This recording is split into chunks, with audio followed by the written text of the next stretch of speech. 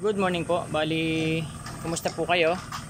Dito po sa aking babuyan, simula po nagtagmangga, tapos pumasok po yung ulan, ay ganito po ang pangyayari.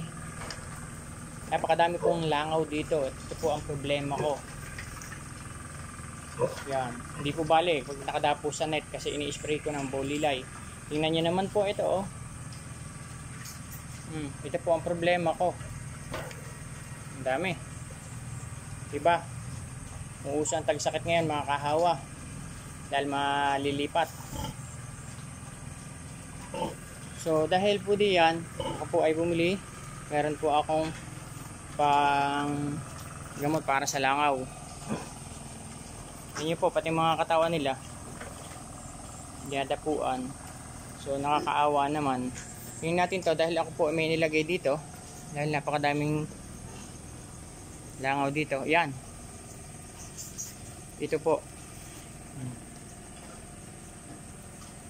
Pagkakapunta po nila diyan, na-attract po sila dahil po, amoy po niyan ay parang isda. Ito nga po pala ang aking ginamit. Yan, oh. Hindi ko lang po malaman kung ano ang tawag dito. Type nyo na lamang po sa inyong cellphone, i-search nyo po.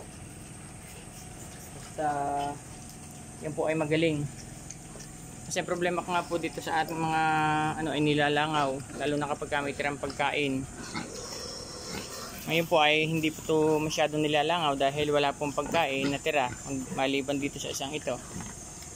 Pero pagka po yan ay mamaya ay naamoy, yun po magkakameron ng langaw. Yan. Ito po ay proven and tested na. Basta po yan ay naamoy nila at nasip-sip, mangingisay na po. Tingnan nyo po, oh. Mga hindi na normal ang kilos nila, oh. Dahil sila po ay nakasip-sip na niyan. Yan po ay nauubos.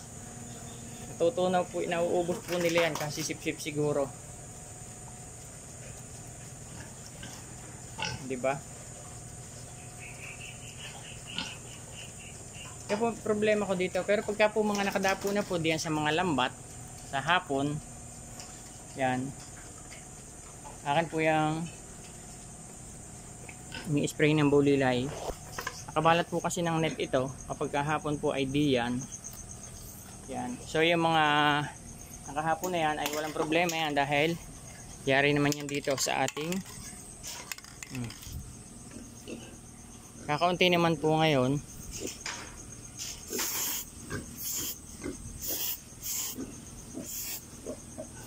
Kakaunti na po ngayon.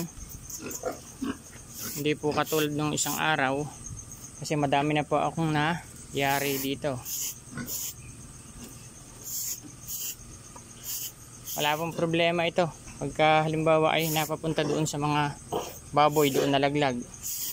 Walang problema.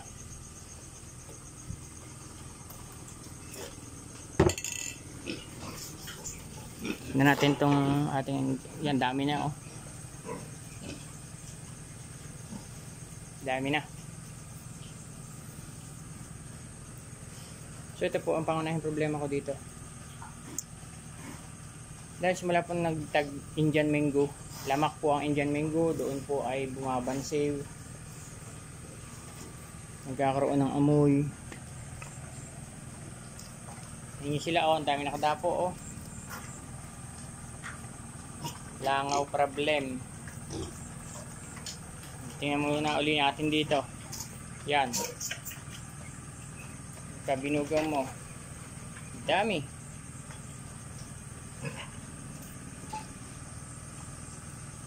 Dadaling ko po dito yung isang pang sa langaw.